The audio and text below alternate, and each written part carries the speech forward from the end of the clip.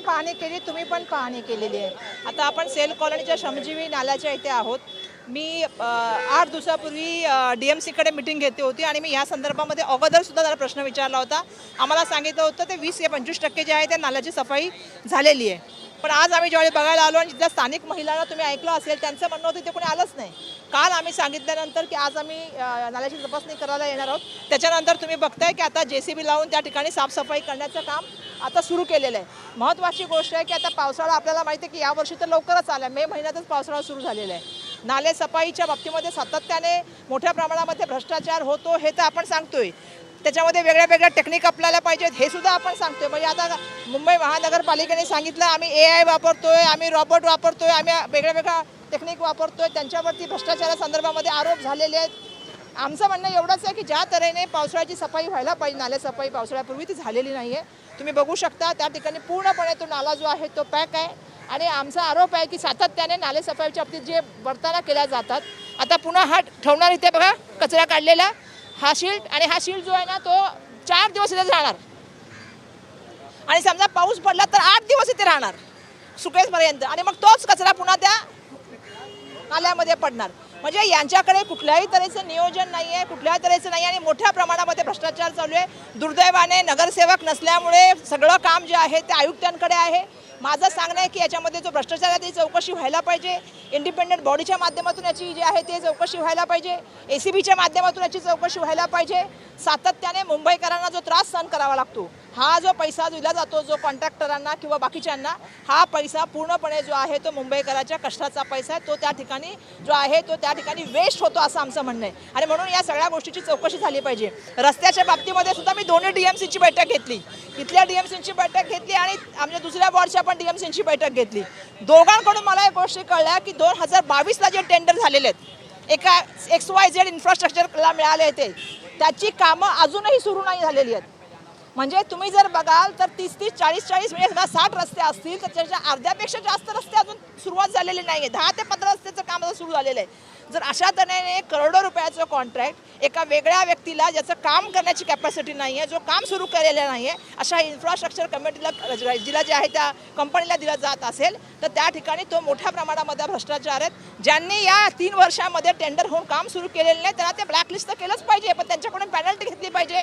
आणि त्यांच्यामुळेच आज मुंबईची अवस्था अशी झालेली आहे की काही ठिकाणी रस्ते बनलेले आहेत, काही ठिकाणी रस्ते बनलेले नाही आहेत, खोदून ठेवलेलं आहे. आज मुंबईकरांचं जीवन जे दुर्धर करण्याचं काम केलेलं त्याला सगळ्यात महत्त्वाची जबाबदारी कोणाची असेल तर मुंबई महानगरपालिकेची आहे. आणि त्यासाठी मी राज्य सरकारला पण जबाबदार सांगते. एका ठिकाणी राज्य सरकार सांगते की तुम्ही 22च्या आधीच्या ज्या आहे त्याची काय म्हणतात चौकशी करा, त्याची इन्क्वायरी करा. माझं म्हणणं आहे 22 पासून आज 25 पर्यंत का चौकशी होत नाहीये? ती पण चौकशी होण्याची आवश्यकता आहे. दुर्दैवाने ती चौकशीला तुम्ही तयार नाहीत. श्वेतपत्रिका काढा ना, हिंमत असेल तर सरकारने श्वेतपत्रिका काढूनच दाखवावी. ह्या व्यवहारामध्ये जे पैसे दिले गेले, काही पार्टी फंड म्हणून वापरले गेले, त्याची सगळी चौकशी व्हायला पाहिजे. गल्यामध्ये काम नाही, नाले सफाई नाही, रस्ते मुंबईचे चांगले नाहीत. ही जबाबदारी कधी घेणार शासन? हिंमत असेल तर 22 पासून म्हणजे 23 पासून 25 पर्यंतची श्वेतपत्रिका शासनाने काढून दाखवावी. मुख्यमंत्री एकनाथ शिंदेनी खरं तर आश्वासन दिलं होतं मुंबईकरांना की पावसाळ्याआधी नाले सफाई असेल, खड्ड्यांची कामं असतील ती पूर्ण करू, मुंबईकरांना त्रास होणार नाही असं त्यांनी बघा. त्यावेळेला अधिवेशनाच्या काळात मी सुद्धा आमदार होते आणि त्यावेळेस जे त्यांनी भाषण केलं होतं ते भाषण मला आजही काळामध्ये त्याच्यामध्ये आणि माझं स्वतःचं नाव पण घेतलं होतं की वर्षाताई बघा मुंबईचे रस्ते आम्ही कसे करू. आज दुर्दैवाने मला सांगायला पाहिजे तुम्ही सगळ्या DMC ऑफिसला जावं. मी त्याच्या संदर्भात ट्विट पण केलेलं आहे की मुंबईमधले जितके रस्ते आहेत त्याच्यापंच्या जे मंजूर होते त्याच्यापेक्षा 50% रस्त्याचं काम अद्यापही सुरू झालेलं नाही, ज्याचं टेंडर सन्माननीय एकनाथ शिंदे साहेब मुख्यमंत्री असताना 22 आणि 23 मध्ये झालेलं आहे. आणि ज्या इन्फ्रास्ट्रक्चर कंपनीला ते टेंडर दिलेलं आहे ती इन्फ्रास्ट्रक्चर कंपनी ते काम सुरू पण करू शकलेली नाही आहे. मग मला सांगा की ते काम त्यांना का दिलं जर त्यांची कॅपॅसिटी नव्हती तर? आता जे कामं पूर्ण झाली आहेत ती जवळपास 10 ते 20% कामं जी आहेत ती पूर्वतीला आलेली आहेत आणि त्याच्यापेक्षा पुढची जी कामं आहेत ती आता अजूनही चालू आहेत. मला सांगा पावसाळ्यात तुम्ही रस्त्याचं काम करू शकता का? मग ह्या जबाबदार कोण आहेत? माझं तर म्हणणं आहे की त्यांच्या काळात जितका भ्रष्टाचार झाला त्या पूर्ण भ्रष्टाचाराची चौकशी व्हायला पाहिजे. ज्यांच्या काळात जी टेंडर रस्त्याच्या बाबतीमध्ये दिली गेली त्याची पूर्ण चौकशी व्हायला पाहिजे. आणि म्हणूनच मी सातत्याने देवेंद्र फडणवीसजींना म्हणते की तुम्ही मागचं बोलताय त्यांचे करायचं करा, पण ह्यांची पण त्या ठिकाणी करण्याचं काम करा. ज्या तऱ्हेने नाले सफाई आणि रस्त्यामध्ये मोठा भ्रष्टाचार झालाय त्याची चौकशी व्हायला पाहिजे, एसीबीच्या माध्यमातून चौकशी व्हायला पाहिजे. मुंबईचे अध्यक्ष आहेत आशिष शेलार, ते सातत्यानं म्हणतात की ह्याच्यामध्ये भ्रष्टाचार होतो, परंतु गेल्या 5 वर्षांपासून त्यांचंच सरकार आहे या राज्यामध्ये, तरी देखील सत्ताधारी म्हणून ते सातत्यानं आरोप लावतात आहेत. प्रशासन जबाबदारी कधी घेणार हाच महत्त्वाचा प्रश्न. नाही, सन्मान्य आशिष शेलार साहेब सातत्याने आरोप लावतात की याच्यामध्ये भ्रष्टाचार झालाय, रस्त्यामध्ये जे सिमेंट वापरलं जाते ते बरोबर नाहीये. हे माझं नाही, आशिष शेलारांचं सुद्धा म्हणणं आहे. म्हणजे माझं तर आहेच, पण आशिष शेलारांचं पण म्हणणं आहे. पण दुर्दैवाने आशिष शेलारजींना मला असं वाटतं यातर हे सरकार सिरियसली घेत नसावं, मुंबईचे आयुक्त सिरियसली घेत नसावेत. आणि म्हणूनच त्यांच्या आरोपानंतर सुद्धा काय झालं, काहीच झालं नाही. नंतर शांत का झाले मला आशिष शेलारजी कळलं नाही. आशिष शेलारजींनी याच्यावरती बोलायला पाहिजे होतं, पण दुर्दैवाने त्याच्यावर ते शांत झाले. या पूर्ण प्रकरणाची चौकशी केली गेली पाहिजे. आमचंही म्हणणं आहे की याच्या वेळेला जे वापरणारं सिमेंट जे आहे त्या रस्त्यावर वापरला ते बरोबर नाही आहे, रस्त्याची क्वालिटी बरोबर नाही आहे. आणि सगळ्यात महत्त्वाची गोष्ट, तुम्हा लोकांना माझी नम्रतेने एक विनंती आहे की तुम्ही लोकांनी सगळ्या DMC ऑफिसमध्ये गेलं पाहिजे. तुम्ही त्या ठिकाणी त्यांना विचारलं पाहिजे की हे रस्त्याचं टेंडर कधी निघालं, किती रस्ते मंजूर आहेत आणि कितीची कामं सुरू झाली आहेत. तुम्हाला सगळा पिक्चर क्लिअर होईल जाईल की याच्यामध्ये किती मोठ्या प्रमाणामध्ये भ्रष्टाचार झालेला आहे. आणि म्हणून मला सांगायला पाहिजे की आशिष शेलारांना जर तुम्ही सिरियसली घेत नसाल, जेवढे तुमचे मंत्री आहेत, पालक मंत्री आहेत, मुंबईचे भाजपाचे अध्यक्ष आहेत, तर आम्ही विरोधी पक्ष म्हणून तुम्हाला विनंती करतो की एक तर त्यांना त्याच्याबद्दल ते प्रश्न विचारायचं सोडून द्या, आशिष शेलारजींनी बोलणं बंद करावं. आणि दुसरं आमचं सांगणं आहे, आमचं म्हणणं आहे की तुम्ही मुंबईकरांचा जो पैसा व्यर्थ करत आहात, मुंबईकरांचे त्या ठिकाणी आयुष्याला जी त्या ठिकाणी तुम्ही मोठ्या प्रमाणे दुर्भर करण्याचं काम केलेलं आहे, त्याला तुम्ही जबाबदार आहात. आणि या सगळ्या जबाबदारी घेऊन सरकारने त्यावरती कारवाई करावी. एक ACBची आमचं पहिली मागणी आहे की ACBची त्या ठिकाणी जी आहे ती आम्हाला इंडिपेंडंट बॉडीच्या माध्यमातून आम्हाला चौकशी पाहिजे. आणि ही जी कामं सुरू झालेली नाहीत त्याला जबाबदार असलेल्या व्यक्तींना पेनल्टी नाही, ब्लॅकलिस्ट नाही, त्यांच्यावरती मोठी कारवाई व्हायला पाहिजे ज्यांनी मुंबईकरांच्या त्रास देण्याचं काम केलं. राज्य सरकारची जी योजना आहे लाडकी बहीण योजना, त्यासाठी आता खरं तर दुसऱ्या विभागातून पैसे घेतले जातात. सामाजिक न्याय विभागाचे तर पैसे वळवले गेले. नाही, माझ्याकडे पूर्ण डेटा आहे की त्यांनी या वर्षामध्ये सामाजिक न्यायाचे किती पैसे वळवले आणि त्यांनी ट्रायबल डिपार्टमेंट म्हणजे आदिवासी विभागाचे किती पैसे वळवले. दुर्दैवाने आपण याच्यावरती बोलतो, जो खरा पैसा जो आहे तो समाजाच्या विकासावरती खर्च केला गेला पाहिजे, विद्यार्थ्यांच्या स्कॉलरशिपवर खर्च केला पाहिजे, वसतिगृहामध्ये शिक्षणावरती खर्च केला पाहिजे, डेव्हलपमेंटसाठी खर्च केला पाहिजे. दुर्दैवाने तो पैसा जो आहे तर त्या ठिकाणी लाडक्या बहिणीच्या स्कीमवरती त्या ठिकाणी डायव्हर्ट करण्याचं काम झालेलं आहे. आम्ही सातत्याने मागणी केली. मंत्री असताना आम्ही त्यावेळेला महाविकास आघाडीचं सरकार असताना आम्ही कायदासुद्धा मंजूर केला होता की सामाजिक न्याय आणि आदिवासी विभागाला जो फंड मिळतो तो कॉन्स्टिट्यूशननुसार मिळतो, संविधानाने दिलेला अधिकार आहे, पॉप्युलेशनच्या नुसार त्यांना फंड दिला जातो. तो इतर ठिकाणी डायव्हर्ट न होता त्या समाजावर व्हायला पाहिजे. दुर्दैवाने जसं मी मागे पण म्हटलं की हिंदू मिल संदर्भामध्ये सुद्धा जे स्मारक बाबासाहेबांचं आंतरराष्ट्रीय बनत आहे त्याच्यासाठी सुद्धा सामाजिक न्यायाचा पैसा खर्च केला जातो, जेव्हा की बाबासाहेब एका समाजापुरते मर्यादित नाही आहेत. आणि त्यामुळे मला अपेक्षा आहे की हे डायव्हर्जन बंद व्हायला पाहिजे. कर्नाटक आणि आंध्रसारखा एक कायदा व्हायला पाहिजे. महाराष्ट्र एक पुरोगामी राज्य आहे, पण दुर्दैवाने हा पैसा डायव्हर्ट होताना दिसतो. आणि मला एवढंच सांगायचं आहे की एक योजना बनवली आहे, त्यासाठी फंड पण तयार केला पाहिजे. तुम्ही योजना बनवत असताना त्याचं इम्प्लिमेंटेशन कसं करायचं ह्याचं प्लॅनिंग न करता योजना बनवून इतर विभागाचे जे पैसे कमी करत असाल. आता मोठ्या प्रमाणामध्ये कॉन्ट्रॅक्टरमध्ये डेव्हलपमेंट करणारे बसले होते उपोषणाला आणि आंदोलनाला, कारण त्यांना सुद्धा पैसे मिळाले नव्हते. त्यामुळे अशा तऱ्हेने होत नाही. डेव्हलपमेंटचा पैसा हा डेव्हलपमेंटवर खर्च केला गेला पाहिजे आणि लाडक्या बहिणीसाठी तुम्ही पैसे वेगळे आणि त्या ठिकाणी रेव्हन्यू करून आणले पाहिजेत. नालेसफाईची नालेसफाई 85% पूर्ण केले असा एक आकडा दिलेला आहे आणि 7 जून पर्यंत डेडलाईन वाढवलेली आहे. कसं पाहताय, डेडलाईन सुद्धा वाढवली आहे. कुणाचं उत्तर देऊ नक्की. नालेसफाईमध्ये 85%चा आकडा सांगितला आतापर्यंत मुंबई पूर्वमध्ये आणि एकूणच यामध्ये 7 जून पर्यंतचा आता डेडलाईन वाढवलेली आहे. कसं पाहताय? नाही, मी तेच सांगितलं ना, आम्हाला ज्यावेळी आम्ही मिटिंग घेतल्या आम्हाला सांगितलं की 25 ते 30% झालेलं आहे. पण आज ज्यावेळी आम्ही आज सकाळी व्हिजिट ठेवली तर आज त्यांनी GCB टाकला. आम्ही स्थानिक लोक, तुम्ही नव्हता आला मगाशी, स्थानिक महिला जमा झाल्या होत्या, त्यांनी सांगितलं कुठल्याही तऱ्हेची साफसफाई झालेली नाहीये. दुर्दैवाने ह्या नाले सफाईच्या नावावरती जे आहे ना ते कंत्राटदारांनी ना लोकांची, गरीब माणसाची, मुंबईकरांच्या जेबची कताई चालू करण्याचं काम केलेलं आहे. आणि आम्ही मगाशी तुम्ही नव्हता पण मी मागणी तीच केलेली आहे की पूर्ण ह्या नाले सफाईची चौकशी व्हायला पाहिजे. कुठे गेले रॉबर्ट, कुठे गेली AI ची टेक्निक, कुठल्या तऱ्हेचं मधल्या काळात त्यांच्याच लोकांनी सांगितलं भ्रष्टाचार झालेला आहे, SITची चौकशी व्हायला पाहिजे. पण भाजपाचे सरकारवाले आणि राज्य सरकार जे आहे ते 2022 पूर्वीचं म्हणतात. माझं म्हणणं 22 पासून 25 पर्यंत काय झालं ह्याची पण इथं श्वेतपत्रिका काढावी. सरकारने याच्या बाबतीमध्ये बोलावं. जो रस्त्याचा भ्रष्टाचार आहे, नाले सफाईचा भ्रष्टाचार आहे, प्रदूषणाच्या बाबतीमध्ये हालचाल झालेली आहे. मुंबईकरांच्या विषयावरती शासनाने जर हिंमत असेल तर श्वेतपत्रिका काढावी. हे पार्टी फंड आणि कॉन्ट्रॅक्टर मित्रांना मदत करणं बंद करावं. काही महाराष्ट्रामध्ये हुंडाबळी केलेला आहे. पुण्यामध्ये जर आपण हगवणे प्रकरण पाहिलं तर मग हुंडाबळी झाले. एक महिला म्हणून तुम्ही कसं पाहता? महिला जी राज्य आयोग आहे त्याच्या कारभाराकडे तुम्ही त्यांच्याकडनं कसं कुठेतरी चुकी पाहता? झाली असं म्हटलं जातं, कारण की मयुरी जगताप ही मोठी सून आहे. तिने पहिल्यांदा तक्रार जी आहे ती महिला आयोगाला दिलेली होती. महिला आयोगाने तात्काळ कारवाई न केल्यामुळे वैष्णवीचा मृत्यू झाला असं देखील म्हटलं जाते. असं नाही, मी बिलकुल त्या प्रकरणाकडे महिला लोकप्रतिनिधी म्हणून पण आणि एक महिला म्हणून पण महाराष्ट्राच्या ज्या पुरोगामी आणि प्रगत महाराष्ट्रामध्ये आम्ही आहोत, ज्या महाराष्ट्राने 3 महिला धोरणं तयार केली, महाराष्ट्राने विविध कायदे, शक्ती कायद्यासारखा कायदा तयार केला आणि आम्ही जी लढाई लढण्याचं काम केलं, आज आम्हाला असं वाटतं की आजच्या 21व्या शतकात जर महिलेकडून हुंडासाठी जर तिचा बळी घेतला जात असेल तर त्यासारखी दुर्दैवी घटना नाही. कारण आपल्या सर्वांना माहिती आहे की महाराष्ट्राला एक वेगळी प्रतिमा आहे.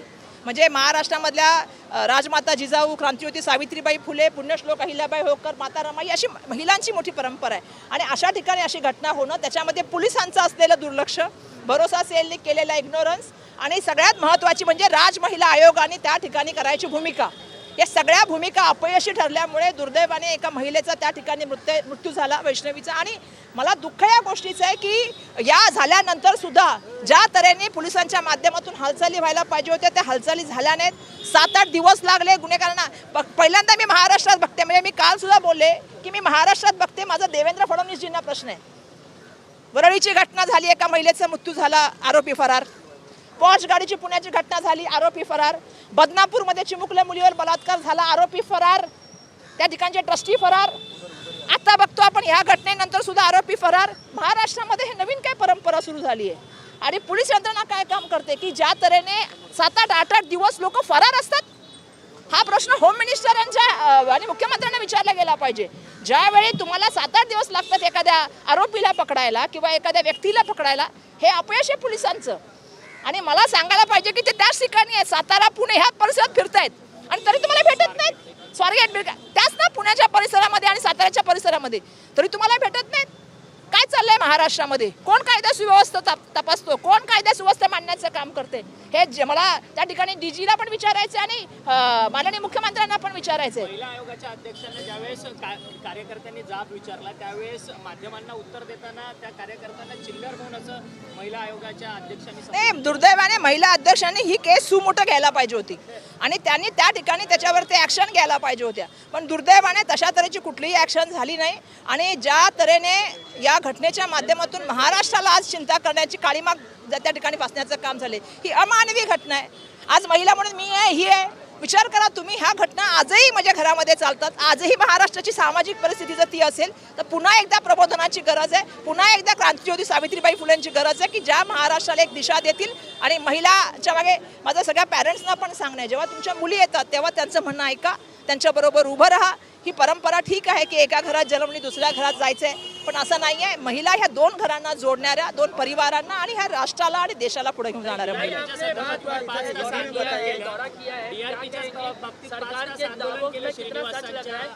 जो नाले सफाई का काम है वो पूरा होते हुए दिखाई दे रहा है क्या? देखिए, पूरी नाले सफाई जो है वो पूरी तरह से फेल है. इसका एक उदाहरण आप देख रहे हैं, सेल कॉलोनी श्रमिक नाले हम लोग यहाँ पे है और यहाँ पे हम लोग देख रहे हैं कि जिस तरह से हमें बताया गया था कि 20 से 25%, 30% ये साफ हो गया, लेकिन कहीं दिख नहीं रहा है.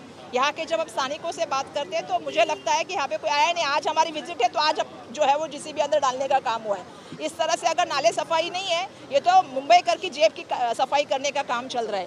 बड़ा पैमाने पे इसमें भ्रष्टाचार होता है. हम लगातार इसकी आवाज़ उठा रहे हैं कि रस्तों के कॉन्क्रीट रस्ते बनाने में और नाले सफाई में बहुत बड़ा भ्रष्टाचार हुआ है. और मेरा कहना है मुख्यमंत्री महोदय से, वो 22 के बाद से जो कर रहे हैं ना, पहले की इंक्वायरी 22 से लेके 25 तक की भी इंक्वायरी करनी चाहिए. मैं बार बार लगातार कह रही हूँ कि इसकी श्वेत पत्रिका निकलनी चाहिए. ये मुंबईकर का पैसा है जो पूरी तरह से जो है उसका गलत इस्तेमाल हो रहा है.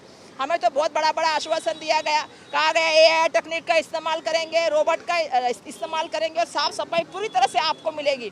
हम अलग अलग टीम करके काम कर रहे हैं, लेकिन दुर्भाग्यवश हम जब ज़मीन पे आते हैं तो सच्चाई कुछ अलग ही दिख के आती है. लोगों को इतनी तकलीफ है कि लोग अभी थोड़ी देर पहले बहुत सारी महिलाएं यहाँ आके अपने को बता रही थी. तो मेरा कहना यही है कि पूरे नाले सफाई की जो है इंडिपेंडेंट से चौकसी होनी चाहिए, एसीबी के माध्यम से उनकी चौकसी होनी चाहिए। जय हिंद यात्रा निकाल रही है आज से लेकर 31 तारीख तक सेना के शौर्य का उनको सेलिब्रेट करने के लिए, कैसे देखते हैं? नहीं, हमने पहले भी वो यात्रा निकाली थी, आपको मालूम है जिस दिन ये हुआ था। तो हम लोग इसलिए निकाल रहे हैं कि जिस तरह से सैनिक निर्भीड़ होके लड़ते हैं, जिस तरह से वो अपने ज़िंदगी को जो है पूरा दाव पे लगा के जो है हमारी सीमा का रक्षण करने का काम करते हैं, उनको हम सलाम करना चाहते हैं। उनके जो धैर्य है, उनको जो शौर्य है, उसको हम सलाम करना चाहते हैं। इसलिए जय हिंद यात्रा के माध्यम से हम गली गली जाएंगे और लोगों को जो है सैनिकों के साथ जो उनकी परंपरा रही है और जो काम कर रहे हैं उसके साथ हम खड़े रहेंगे। विदेश मंत्री एस जयशंकर ने ये कहा है जर्मनी में कि हमें अपने देश की जनता का रक्षा करने का पूरा अधिकार है, न्यूक्लियर ब्लैकमेलिंग के आगे हम झुकेंगे नहीं। नहीं, ये दूसरे देश में जाके बोलने की भी जरूरत नहीं है, तो आपको आपकी जिम्मेदारी है, आप तो मिनिस्टर है, ये तो आपको बोलने की क्या जरूरत है, आपकी जिम्मेदारी है। जब आपने मिनिस्टर की शपथ ली है, आपने देश के प्राइम मिनिस्टर बनने की शपथ ली है, तो पहली जिम्मेदारी आपकी यही है। आपको तो वाकई जाके अमेरिका को सवाल पूछना चाहिए कि आपने हमारे लोगों को हाथ में हथकड़ी और पैर में हथकड़ी करके इतना ह्यूमिलेट करके क्यों भेजा। हमारी जिम्मेदारी क्या है? अगर हम इंदिरा जी को देखेंगे तो इन्होंने सबको बोला कि उन्होंने पाकिस्तान के 2 टुकड़े करने का काम किया, पाकिस्तान को एक सबक सिखाया और एक बांग्लादेश का निर्माण हुआ। हम अपेक्षा करते हैं, हमें देखिए ये है कि जो निष्पाप लोगों की इसमें मृत्यु हुई थी, लोग घूमने गए थे, पर्यटन के लिए गए थे, उनको मार के जो उन्होंने बताया है उसका तो बदला लेना चाहिए और उन आतंकवादियों को तो खत्म करना चाहिए। लेकिन सीमा पार से अगर कोई इसका संदेशा दे रहा है तो उनको भी दिखाना चाहिए। हम सिर्फ अपेक्षा नहीं करते कि बातों में और आंखों में दिखे, लाल आंखें और ये वर्तन में भी दिखना चाहिए, ये हमारी अपेक्षा है। राहुल गांधी ने सवाल किया है, प्राइम मिनिस्टर से भी सवाल किया और एस जयशंकर से भी सवाल किया है। क्या लगता है कि उन सवालों के जवाब सवाल करना गलत है? आप भी मुझसे सवाल कर रहे हो। उन सवालों के जवाब मिलना चाहिए जनता को। बिल्कुल चाहिए। जो हम लोग हैं, अब हम लोग आज नाले सफाई का सवाल कर रहे हैं, क्यों कर रहे हैं? अगर जनता की तरफ से हम सवाल करें तो गलत कैसे हो सकता है? हर आदमी को सवाल पूछने का अधिकार है। कभी कभी देश के प्राइम मिनिस्टर को लोगों के भी सवाल सुनने चाहिए, हर बार अपनी मन की बात नहीं कहनी चाहिए।